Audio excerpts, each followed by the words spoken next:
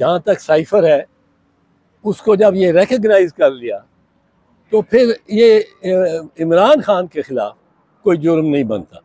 मैं उसको बताता हूँ एक दफ़ा, और ये ओथ देख लें, ये वाहिद अथॉरिटी है सबसे आला वजीर आजम के पास। अगर वज़रा ने भी अगर कोई बयान बताना है तो वजीर आजम उनके उनके हलफ में लिखा है कि वजीर आजम की इजाज़त से करेंगे।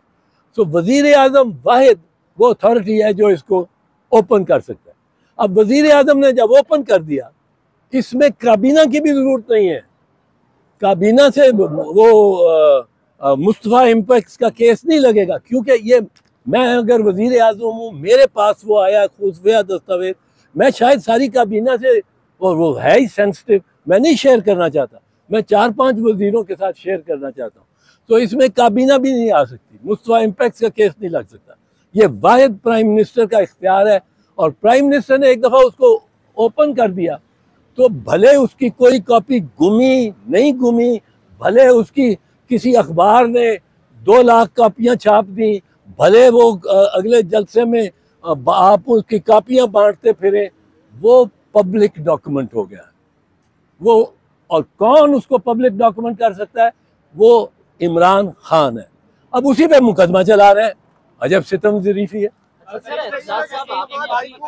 जैसे तोशाखाना केस में हुआ, हमने देखा कि एक वहाँ पे स्पीडी ट्रायल हुआ, हाई कोर्ट में भी दरखास्तें ज़ेर इल्तवा थी, मीनवाइल फैसला आ गया, सजा हो गई। अब साइफर केस में भी वही पैटर्न अपनाया जा रहा है। तो इस पे जो अदलिया की एक कॉम्पिटेंस है, जैसे आज सलमान साहब ने इस्तदा भी की कि नेक्स्ट डे रख लें क्योंकि मंडे को उधर पर्दे जुर्म आयद होने हैं, दैट ज़रूरी डिले हो रहा है, ऐसा नहीं समझते आप? देखिए, मैं आपको चीज़ बताऊँगा, ये जो डिले हो रहा है, इमरान खान को नवाज शरीफ के वापसी से पहले सजा होगी। इसमें जो केस बिल्कुल नहीं बनता, मैं कहता हूं बिल्कुल नहीं बनता, उसमें उम्र कैद होगी। ये नवाज शरीफ का टाइम टेबल है, वो जो इधर उधर फिर रहा है, 21 तारीख से पहले ये चाहते हैं कि उसको सजा हो जाए, ताकि नवाज शरीफ को कहा जा सके हजूर आपकी भी जो शराइत थी, जो लेवल प्लेइंग फील्ड आपकी दुख्तर आजम चाहती थी, वो हमने कर दिया। ये टाइमलाइन भी मैं आपको बता दूं, जो टाइमलाइन है, नवाज शरीफ यहाँ आना नहीं चाहता जब तक वो इसको सजा ना। किसी के कहने पे फैसले हो रहे हैं, आप यही कहना चाह रहे हैं? मैं ये कह रहा हूँ कि ये होता ही बहुत इस तरह रहा है, और ये केस तो इसको तो बाहर फेंकना चाहिए था और उसकी जमानत होनी चाहिए थी। अभी आपने चाहते हुए एक बात की थी अंदर कि जो निगरान सेटअप जो भी काम कर रहा है ये गैर आईनी है, तो SIFC के तहत जो आर्मी चीफ मीटिंग्स कर रहे हैं, प्राइवेटाइजेशन की तरफ ले जा रहे हैं, या आर्मी चीफ भी ये अनकॉन्स्टिट्यूशनल काम कर रहे हैं? आर्मी चीफ को तो इन्होंने नॉमिनेट कर दिया है ना, वो जो है सिफी, मिसाल के तौर पे सिफसी में उन्होंने नॉमिनेट किया है, उन्होंने गवर्नमेंट ने इंडक्ट किया है। ये तो निगरानों की, और निगरान पंजाब और खैबर वाले तो बिल्कुल ही बहरूपीय हो चुके हैं। वो 90 दिन गुजरते, 91 दिन वाले दिन वो ख़त्म थे। अब निगरानों ने जो ये कर रहे हैं, उनको भी इख्तियार दिया इन्होंने कानून के ज़रिए।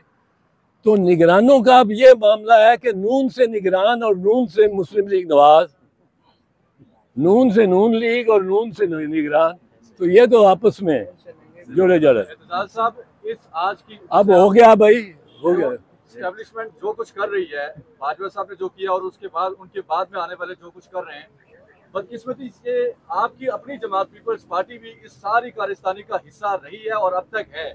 आप पीपल्स पार्टी को क्यों नहीं CEC में समझाते कि भैया जो जिसके लिए भुट्टो साहब ने, बेनज़ीर साहिबा ने अपनी जानें दी, उस मिशन पे चलो, ना कि उस मिशन पे चलो जो कि ज़ियाउल हक का मिशन है, जो कि अयूब खान का मिशन है, जो परवेज़ मुशर्रफ का मिशन है। तो ये अपनी पार्टी को क्यों नहीं समझाती? पीपल्स पार्टी इंशाल्लाह भुट्टो और बेनज़ीर शहीद के रास्ते पे चलेगी, और दूसरा रास्ता कोई नहीं उसके लिए। और इलेक्शंस जल्द अज जल्द हम चाहते हैं। और पीपल्स पार्टी में क्या कहा जाता है सेंट्रल एग्जीक्यूटिव कमेटी में, वो बहरहाल बाहर आ जाता है किसी तरह से। तो आपको मालूम ही होगा कि पिछली जो सेंट्रल एग्जीक्यूटिव कमेटी थी उसमें मैंने क्या बातचीत की।